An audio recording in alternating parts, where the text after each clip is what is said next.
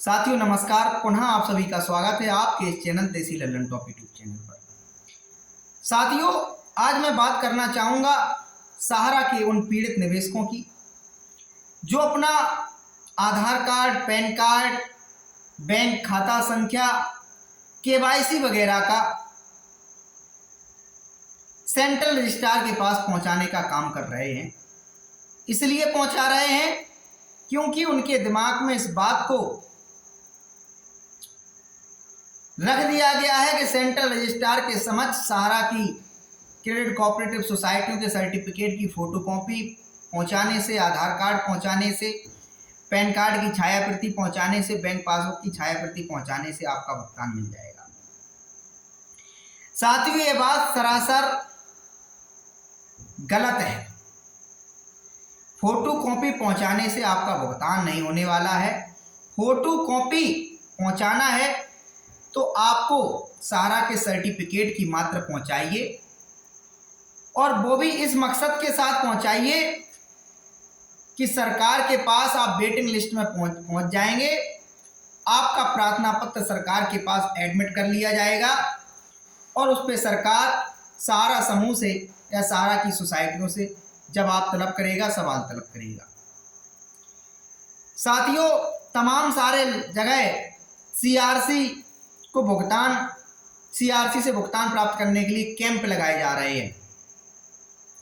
इन कैंपों में आप लोगों को बहुत सजग रहने की जरूरत है, क्योंकि अभी तक भारत सरकार की तरफ से, सेंट्रल रजिस्ट्रार की तरफ से, सहकारिता मंत्रालय की तरफ से जो सहारा से भी रिफंड अकाउंट से 5,000 करोड़ रुपए रिलीज हुए हैं, हस्तांतरित हुए हैं, उसके संदर्भ में कोई ऑथोराइज नोटिफिकेशन नहीं आया है कि इस प्रकार से भुगतान मिलना है।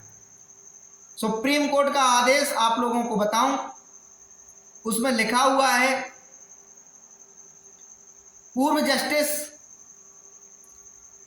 हमारे आर सुभाष रेड्डी और न्यायमित्र अधिवक्ता गौरव अग्रवाल जी की निगरानी में सेंट्रल रजिस्ट्रार को सही, सच्चे, वास्तविक सहारा की सोसाइटियों के निवेशकों को भुगतान देना है।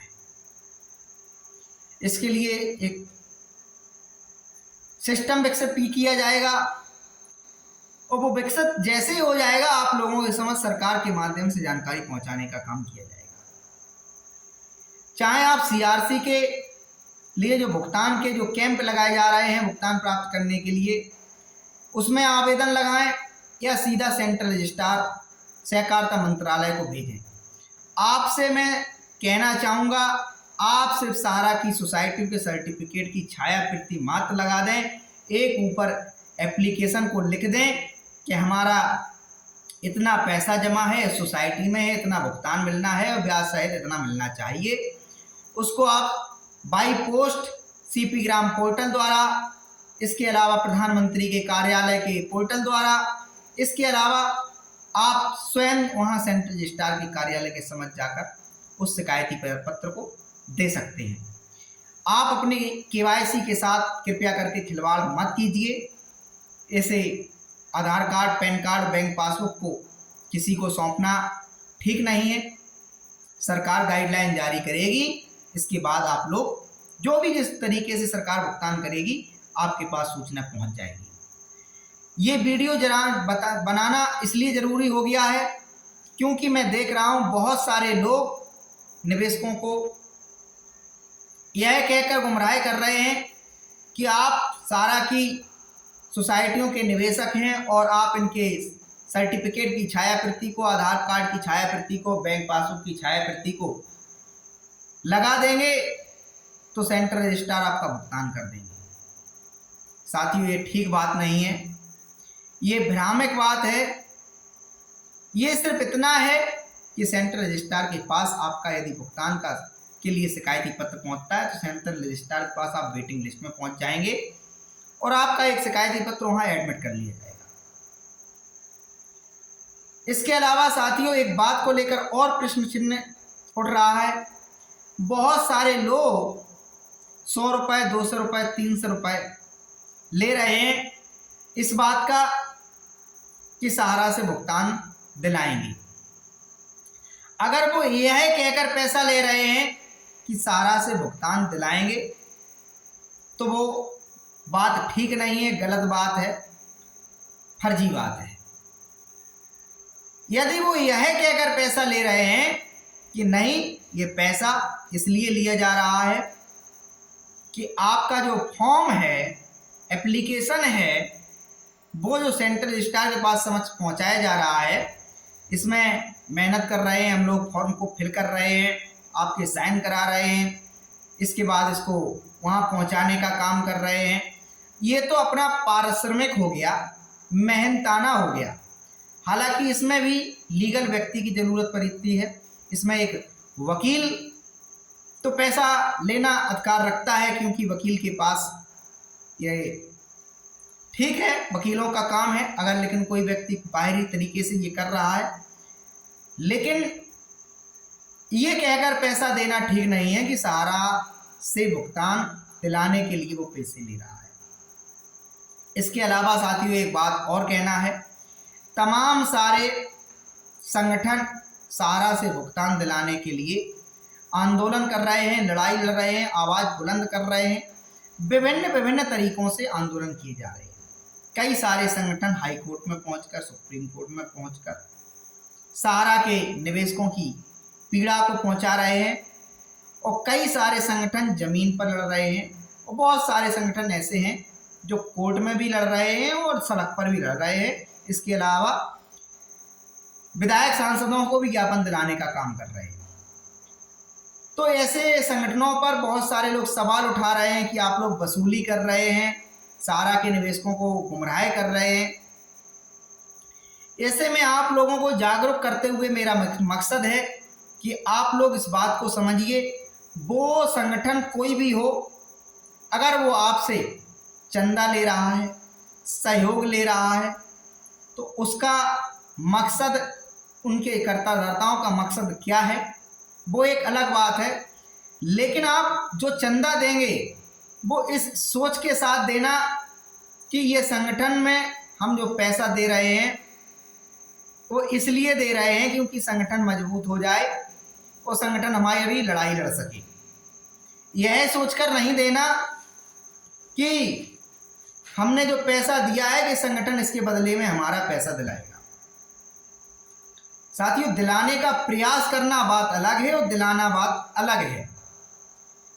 बहुत सारे लोग इस बात का फायदा उठाएंगे, आगे चलकर कहेंगे कि आप लोगों ने कहा था कि नहीं, हमारी लड़ाई लड़िए, हमने आपको 100 रुपये, 200 रुपये का, 500 रुपये का चंदा दिया था, दान दिया था, सहयोग किया था, इसलिए किया था, आप भुगतान कराएं। साथियों, बड़ी से बड़ी राजनीतिक पार्टी को चंदे की ज़रूरत होती है, सहयोग की ज़रूरत होती है। इसी प्रकार से जो भी संगठन हैं और वो पंजीकृत संगठन हैं, तो उनके पास अधिकार होता है अपने सदस्य बनाने का, सदस्यों से एक राशि लेने का, दान लेने का, चंदा लेने का, सहयोग लेने का। इसीलिए वो संगठनों को पंजीकृत किया जाता है। वो संगठन आपकी जो लड़ाई लड़ेंगे, चाहे वो हाई कोर्ट में वकील खड़ा करें, चाहे सुप्रीम कोर्ट में खड़े या सड़क पे खड़े,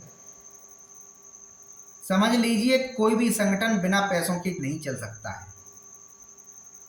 अब वो जो आपसे पैसा ले रहे हैं, उनका मकसद यही हो सकता है कि वो वकील खड़ा करेंगे सुप्रीम कोर्ट में, हाई कोर्ट में, या सड़क पर भी लड़ेंगे, तो उसमें भी जाने आने का खर्चा होता है, अधिकारियों से मिलने जुलने में, लोगों को एकत्रित करने में, पंपलेट छपवाने में, बैनर पोस्टर छपवाने में, ये तमाम प्रकार के खर्चे होते हैं। कोई भी संगठन हो बिना जन समुदाय के सहयोगों से नहीं चलता है। सहारा की जो सोसाइटियां हैं उसके संदर्भ में मैं आप लोगों को बता दूं कि सोसाइटियों में भी 20-20 रुपए का मेंबरशिप कटता था। क्यों कटता था? मेंबरशिप राशि का भुगतान तो मिलता नहीं है किसी को। मिला हो तो कोई बताए, किसी मेंबर को मेंबरशिप राशि का भुगतान मिला हो तो बताए। आप 600 रुपये महीने का, 1000 रुपये महीने का, 5000 रुपये महीने का जो खाता खुलाए होंगे वही भुगतान मिला, लेकिन जो मेंबरशिप आपने ली किसी सोसाइटी की यहाँ तक कि निवेशकों को तो ये भी मालूम नहीं है वो मेंबर हैं कि क्या है। साथियों, ये सब बातें मुझे आज क्यों कहने की आवश्यकता पड़ गई? मुझे इसलिए कहने की आवश्यकता पड़ गई क्योंकि ज्ञानदान वाले जो लोग हैं वो इस प्रकार की बातें कर रहे हैं कि सीधा सारा ब्लेम उन लोगों पर लगा रहे हैं जो आपकी आवाज को बुलंद करते हैं, आपकी आवाज को सरकार तक पहुंचाने का प्रयास करते हैं। वो सीधा आप जो सारा सिविल रिफंड अकाउंट में पैसा जो हस्तांतरित हुआ उसका सीधा श्रेय घुमा फिराकर सहारा प्रमुख सहारा के सुब्रत राय तक को दे देना चाहते हैं। साथियों, ये कहीं से हजम करने वाली बात नहीं है। ये आप लोगों की मेहनत की ही देन है कि सरकार ने आपकी बात को माना, सुना, समझा और सरकार को लगा कि नहीं, अन्याय हो रहा है निवेशकों के साथ, देश के साथ, जनता के साथ, सारा के कार्यकर्ता एजेंटों के साथ। तब जाके ये 5,000 करोड़ रुपए लिए। अब 86,000 करोड़ रुपए की बात चल पड़ी है क्योंकि अमित शाह जी ने कह दिया है 10 करोड़ निवेशकों का जिक्र करके। इसके बारे में भी आपको बताएं, ये कोई साधारण बात नहीं है। देश के बहुत बड़े मंत्री हैं, राजनीतिक रूप से कहें तो भारतीय जनता पार्टी में शीर्ष कद्दावर नेताओं में स्थान रखते हैं अमित शाह जी। साधारण तरीके से उन्होंने इस बात को नहीं कह दिया। विभिन्न मंत्रालयों से उन्हें जानकारी मिली होगी, रिपोर्ट मिली होगी कि सहारा समूह के पास इतनी संपत्तियां हैं कि निवेशकों का भुगतान किया जा सकता है। तब वो इस निष्कर्ष पर पहुंचे कि 10 करोड़ निवेशकों के भुगतान दिलाने के लिए सीआरसी प्रयास करेगा, सहकारिता मंत्रालय प्रयास करेगा। वो सच्चाई है। सहारा समूह की समस्त संपत्तियों को नीलाम कर दिया जाए, कुर्क कर दिया जाए, बेच दिया जाए अथवा सरकार स्वयं अधिकृत कर ले, भारतीय डाक विभाग को सौंप दे, भारतीय रेलवे को सौंप दे, LIC को सौंप दे या कोई देश के औद्योगिक घरानों को सौंप दे, तो इससे जो पैसा आएगा वो पैसा इतना है कि सारा के एक एक निवेशक का भुगतान आज दिनांक तक के ब्याज सहित हो सकता है। कोई शक वाली बात नहीं है, संपत्तियां हैं। हालांकि बहुत अनर्गल तरीके से सारा के शीर्ष प्रबंधन ने निवेशकों की धनराशि के साथ दुरुपयोग भी किया, जहां चाहा जैसे चाहा वैसे खर्च किया। इसके अलावा साथियों, भुगतान के बारे में बात करें तो भुगतान सरकार करे, अच्छी बात है, लेकिन इस बात को आप ये समझ के चलिए इतना आसान नहीं है भुगतान मिलना। बहुत जटिलताओं से गुजरना पड़ेगा, क्योंकि जिस प्रकार का ताना बाना बुना गया, जैसे किस स्कीम में कितने इंटरेस्ट पर सहारा ने निवेशकों से धन जुटाया, यह सहकारिता मंत्रालय सेंट्रल रजिस्ट्रार को तय करना बड़ा मुश्किल काम होगा, कठिन काम होगा। इसके अलावा कौन से सर्टिफिकेट में सहारा ने जो पॉइंट के रूप में पैसा बना दिया, आप लोगों को जानकारी के लिए बताऊं कि जो पुराने सर्टिफिकेट सहारा क्यूसॉप के थे, जब उनको सहारियन में ट्रांसफर किया गया तो क्या किया गया, एक पार्ट के 2 पेमेंट बना दिए गए। समझने का प्रयास करें, जैसे आपका 10,000 रुपए का सर्टिफिकेट सहारा क्यूसॉप का था और 2016 में या 15 में या 17 में या 18 में उसको जब सहारा की सोसाइटी में कन्वर्ट किया गया तो 10,000 रुपए का एक सर्टिफिकेट, एक रसीद छाप दी गई और जो उसका इंटरेस्ट बना, ब्याज बना, वो उसी के साथ नीचे एक अलग से छाप दिया गया और उसमें ब्याज को धनराशि रुपए के रूप में प्रदर्शित नहीं किया गया, उसको पॉइंट बना के 100 रुपए का एक पॉइंट बना के छाप दिया गया कि आपके जैसे 10,000 रुपये पे 10,000 का ब्याज बनता है, तो 100 पॉइंट छाप दिए आपके उसमें। तो इस बात को सेंट्रल रजिस्ट्रार को समझने में बहुत दिक्कत होगी। साथियों, सीधा सा सलाह सरकार को भेजिए, सेंट्रल रजिस्ट्रार को भेजिए, पीएमओ को भेजिए, पत्रों द्वारा भेजिए, सीपी ग्राम द्वारा भेजिए कि आप सीधा सहारा की सोसाइटियों से इलेक्ट्रॉनिक रूप से डाटा मांग लीजिए।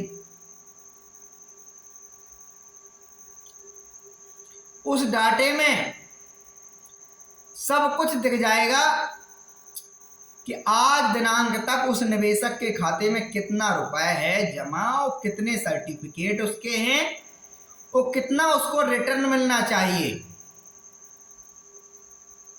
और ये बात सरकार चाहे ईमानदारी तरीके से सहारा समूह को मानना भी पड़ेगा।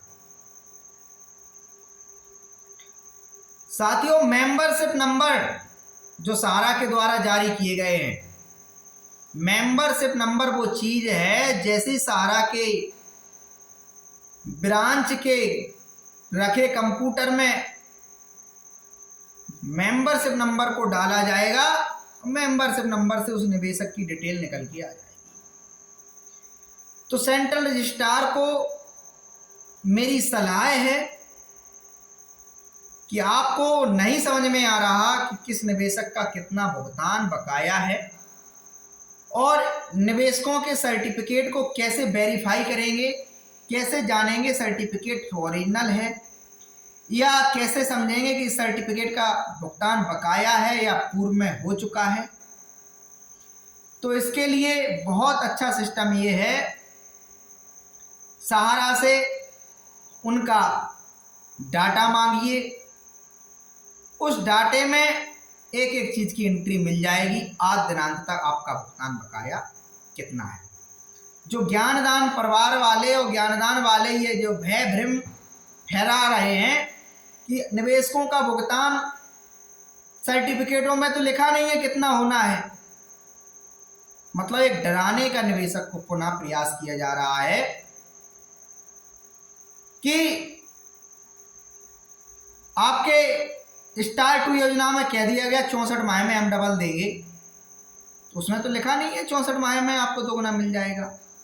उसके बाद जैसे सहारा ने कहा कि जो निवेशकों के सर्टिफिकेट का भुगतान समय से नहीं हो पा रहा है या ना नहीं हुआ है, उनका विलंबित अवधि का भी हम भुगतान करेंगे। तो साथियों, यदि ईमानदारी बची है सहारा समूह के पास रत्ती भर भी और ज्ञानदान परिवारों के पास भी, तो इस प्रकार की बातें मत कीजिए कि कैसे साबित करेंगे। अरे इतना बड़ा जन समुदाय है, जन समुदाय कभी झूठ नहीं बोलता, इस बात को समझ लीजिए।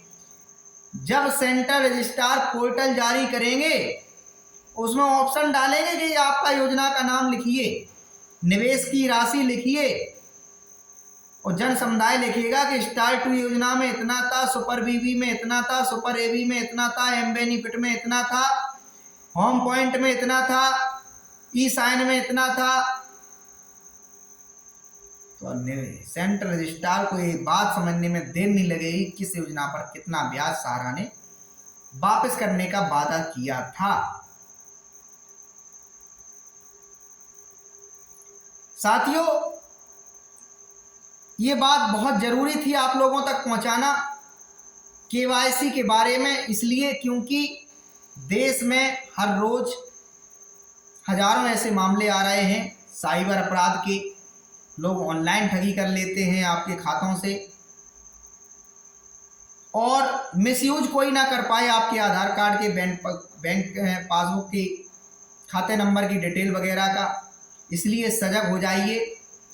आप जो अभी वर्तमान में सेंट्रल रजिस्ट्रार के पास जो भी भेज रहे हैं, इस बात को समझ लीजिए, ये आपका शिकायती पत्र है, आवेदन पत्र है। ये भुगतान प्राप्त करने का एक माध्यम तो हो सकता है, लेकिन इसके माध्यम से सेंट्रल रजिस्ट्रार से भुगतान नहीं मिल सकता। जब तक कि सेंट्रल रजिस्ट्रार आपके पास जो रखे हुए सर्टिफिकेट की ओरिजिनल कॉपी नहीं मांगे। इसलिए अगर आपको शिकायत करना है, आवेदन भेजना है, तो आप एक सादा जो प्रोफार्मा है आपके पास, या जो आपने एप्लीकेशन बनाया है कि सेवा में सेंट्रल रजिस्ट्रार महोदय हमारा इतना इतना पैसा जमा है इस अकाउंट नंबर में, ये खाते नंबर में, या इस सर्टिफिकेट नंबर में, इस मेंबरशिप नंबर में, इस डेट में हमने खाता खुलाया था, इतना पैसा जमा था, इतना पैसा मिलना था, या मैं इस सर्टिफिकेट का, इस खाते का मैं नॉमिनी हूँ, वारिस हूँ, उत्तराधिकारी हूँ, हमारे जो दादा थे, पिताजी थे, परदादा थे, भाई थे, उनकी मृत्यु हो गई है, मैं इस सर्टिफिकेट का भुगतान प्राप्त करने का अधिकारी हूँ, या आपने किसी से उस सर्टिफिकेट को कन्वर्जन करा के खरीद लिया है या ट्रांसफ़र करा लिया है, तो जो भी आपकी है वो तो आप लिख सकते हैं, लेकिन कृपया करके आप केवाईसी मत पहुंचाइए। जब केवाईसी पहुंचाने की कोई आवश्यकता नहीं है, इस बात को आप समझ लीजिए। कोई भी व्यक्ति हो, आप लोग इस बात को भी समझ लीजिए, आपको फॉर्म भरना नहीं आता है, नहीं समझ में आ रहा है, तो प्रयास करिए कि आपकी नज़दीकी तहसील जो हो वहाँ चले जाइए, नज़दीकी कोई वकील हो उसके पास चली जाइए, वो आपका। इसके अलावा अगर कोई बाहरी व्यक्ति ऐसा काम कर रहा है कि फॉर्म भरने का काम कर रहा है, वो आपसे पैसे ले रहा है, तो निश्चित है वो आपसे पारिश्रमिक के रूप में तो ले सकता है, लेकिन यह गारंटी नहीं है कि उससे आपका पैसा मिल ही जाएगा। पैसा दिलाना सरकार का दायित्व है, पैसा देना सहारा का दायित्व है। क्या 100-200 रुपए में आपको आपने उसको खरीद नहीं लिया है अगर आप उसको देते हैं, इस बात को आप समझ लीजिए। अगर वो आपकी मदद कर रहा है तो उसका भी अपना स्वार्थ है, उसको भी अपना पेट लगा हुआ है, वो भी सोचता है 100-200 रुपए जो हमें मिल जाएंगे इससे हमारा खर्चा पानी चल जाएगा। यह सोचकर मत, अगर आपको लगता है आप स्वयं फॉर्म भरने में सक्षम हैं तो आप स्वयं फॉर्म भरिए, लेकिन इस प्रकार की भय या लोगों में गुमराह करने की बातें मत फैलाइए कि ऑल इंडिया संघर्ष न्याय मोर्चा वाले वसूली कर रहे हैं, या मदन लाल आज़ाद वसूली कर रहे हैं, या अन्य लोग जो है वसूली कर रहे हैं।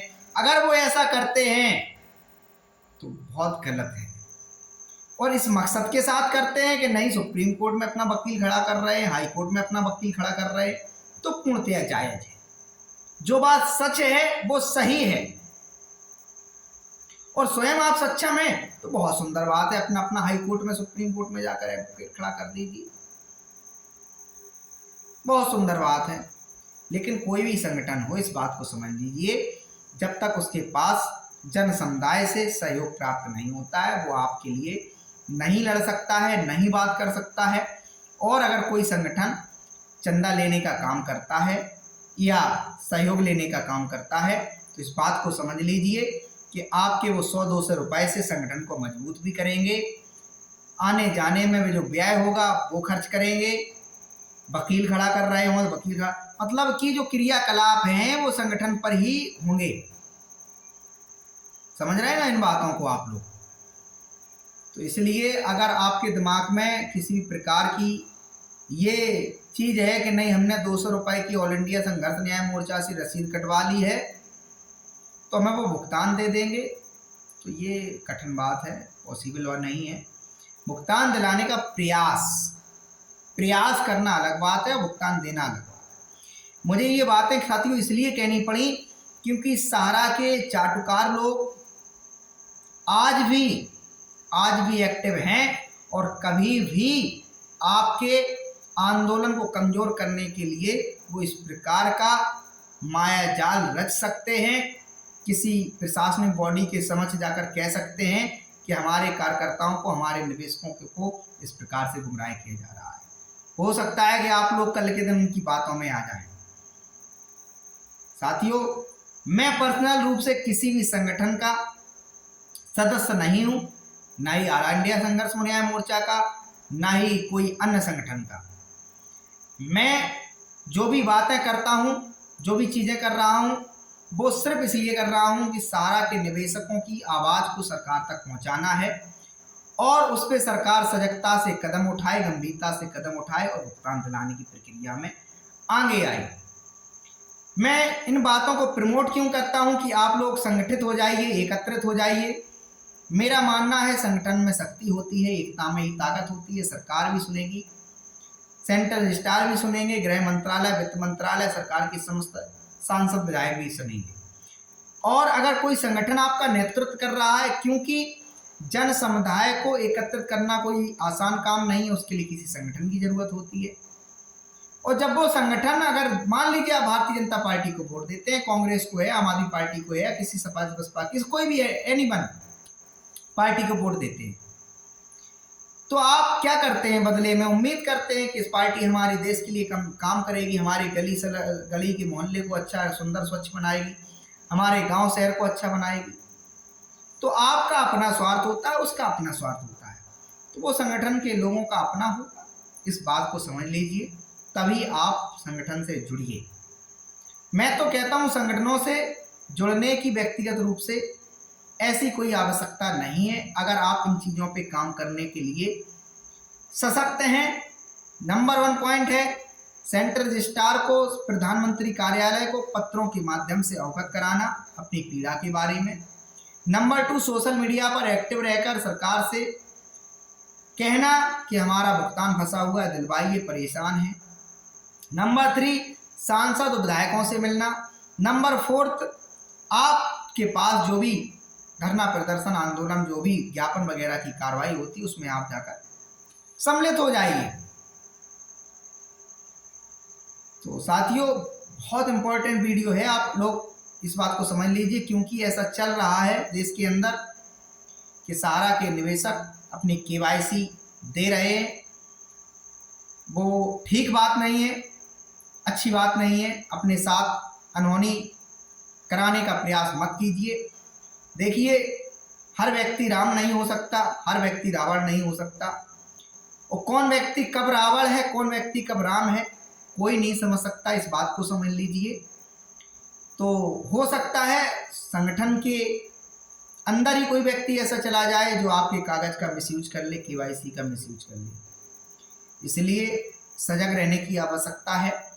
सीधा सेंट्रल रजिस्ट्रार को भेज दीजिए, सीधा सा पता है मिनिस्ट्री ऑफ कॉरपोरेशन, प्रधानमंत्री के जो पोर्टल है, PMO है, गवर्नमेंट ऑफ इंडिया की साइट से, उस पर मिल जाएगा बड़ी आसानी के साथ सेंट्रल रजिस्ट्रार का पता। कोई दिक्कत वाली बात नहीं है। तो आप लोग समझ लीजिए, नुकसान कर लेंगे अपना, और कहीं नुकसान ना हो इसलिए मैंने सजग कर दिया है। बाकी आपकी इच्छा है। धन्यवाद।